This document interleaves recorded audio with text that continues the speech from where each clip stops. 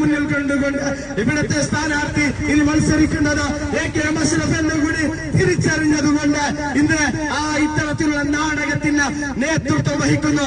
എന്തൊക്കെ നാടകമാണ്, നാണമാകുന്നില്ല മുസ്ലിം ലീഗാന.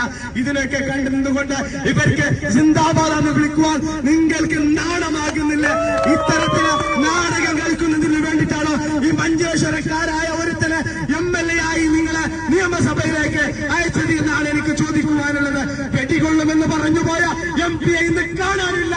വെടികൊള്ളുന്നതിന് പകരം ഇപ്പൊ നമ്മുടെ നാസർ പറഞ്ഞതുപോലെ വെയിൽ കൊള്ളാൻ പോലും സന്നദ്ധമായിട്ടില്ലാത്ത ഈ പാർലമെന്റ് അംഗത്തെ ഈ മഞ്ചേശ്വരത്തേക്ക് കാലുകുത്തുവാൻ പോലും നമ്മളെ അനുവദിക്കരുത്. നമ്മുടെ സ്വന്തം പണത്തിൽ നിന്ന് കീശയിൽ നിന്ന് ഈടാക്കുന്ന പണത്തെയാണ് നമ്മൾ ഇവിടെ ടോളായി ഇവിടെ നൽകേണ്ടത്. ഇവർക്ക് എന്ത് വിഷമമാണ്?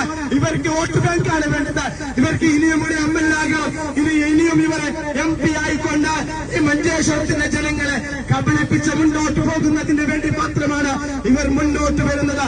ഇതിനെ കൃത്യമായി ഈ മഞ്ചേശ്വരം മണ്ഡലത്തിലെ ജനങ്ങളോട് കൃത്യമായി തുറന്നു കാണിച്ചുകൊണ്ട് നിങ്ങളുടെ കപട രാഷ്ട്രീയത്തെ, നിങ്ങൾ നടത്തുന്ന കാപട്യത്തെ തീർച്ചയായിട്ടും ജനങ്ങളുടെ മുന്നിൽ വിളിച്ചിരുന്നുകൊണ്ട് നിങ്ങളെ കൃത്യമായിട്ട് ചോദ്യം ചെയ്യുന്നതിന് ഈ നാട്ടിലുള്ള ജനങ്ങളെ മുന്നോട്ട് വരും.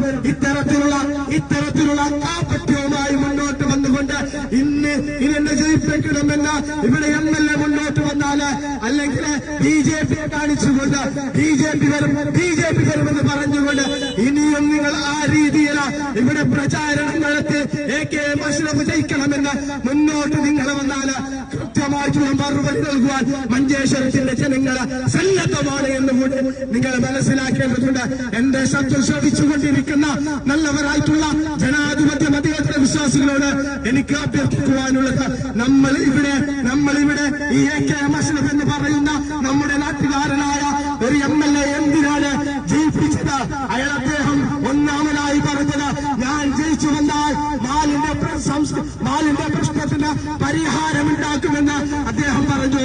ഞാൻ ചോദിക്കട്ടെ, അതിന് വേണ്ടി എന്തെങ്കിലും ഒരു പ്രയത്നം നടത്തുവാൻ അദ്ദേഹം മുന്നോട്ട് വന്നിട്ടുണ്ടോ എന്നാണ് എനിക്ക് ചോദിക്കുവാനുള്ളത്.